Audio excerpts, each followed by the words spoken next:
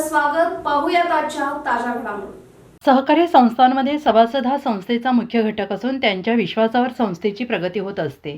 माणसाचे आर्थिक जीवनमान उंचावण्यासाठी ग्रामीण भागातील सहकारी संस्था मोलाचं कार्य करत असल्याचं प्रतिपादन परमपूज्य लक्ष्मीसेन भट्टारक महास्वामीजी यांनी केलं आहे. ते कारदगा तालुका निपाणी येथील श्री प्रज्ञा क्रेडिट सौहार्द सहकारी संघ नियमित भोजक कारदगा दुसऱ्या शाखेच्या उद्घाटन प्रसंगी बोलत होते. यावेळी प्रथमतः स्वामीजींच्या हस्ते संस्थेच्या कार्यालयाचे उद्घाटन करण्यात आले. त्यानंतर स्वामीजींचे पादपूजन चेअरमॅन आदगौंडा पाटील यांनी केले. संगणक पूजन, ठेव पावतीचं वितरण आणि मान्यवरांचा सत्कार करण्यात आला. मान्यवरांच्या हस्ते ठेवीदारांना ठेवपावती वितरण करण्यात आली. पादपूजा झाल्यानंतर संस्थेचे संस्थापक अध्यक्ष आदगौडा पाटील यांनी उपस्थित सर्व मान्यवरांचे स्वागत केले.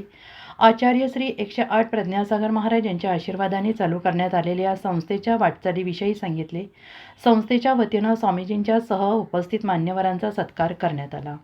संस्थेचे संस्थापक चेअरमॅन आदगौंडा पाटील म्हणाले की सर्व सभासद, कर्मचारी, हितचिंतक यांच्या सहकार्यामुळे संस्थेची यशस्वी वाटचाल सुरू असून त्या सर्वांचे आम्ही ऋणी आहोत असंही ते म्हणाले. या कार्यक्रमात व्हाईस चेअरमॅन रायगौंडा पाटील, बाबासाहेब नोरजे, बाबासाहेब धरणगुते, मल्लाप्पा भागाजे, राजू खिचडे, ग्रामपंचायत अध्यक्षा पद्मजा अलंकार, उपाध्यक्ष किरण टाकळे, नितेश खोत, ज्योतिराम अलंकार, मुख्य आणि शाखेचे सर्व संचालक, सल्लागार मंडळ, सभासद उपस्थित होते. SB न्यूजसाठी बोरगावहून मुख्य संपादक शिवाजी भोरे. या माध्यमातून शेतकऱ्याच्या हाताला बळ मिळतं. कारण नॅशनलाइज बँकांमधले नियम अटी कडक असतात, पण ह्या संस्थेचं तसं बघायला गेलं तर कौतुक करण्यासारखं आहे. कारण फक्त मला वाटतं 2022 मध्ये पहिली ब्रँच महाराजांच्या आशीर्वादानं भोजमध्ये उघडली आणि त्याच्यानंतर फक्त 2च वर्षामध्ये, आता 2024वे वर्ष चालू आहे आणि ह्या 2च वर्षामध्ये दुसरी ब्रँच कारदगामध्ये ओपन आणि ह्या 2 वर्षामध्ये बँकेच्या ज्या ठेवी आहेत ते जवळजवळ मला वाटते 9 कोटीच्या वर गेलेले.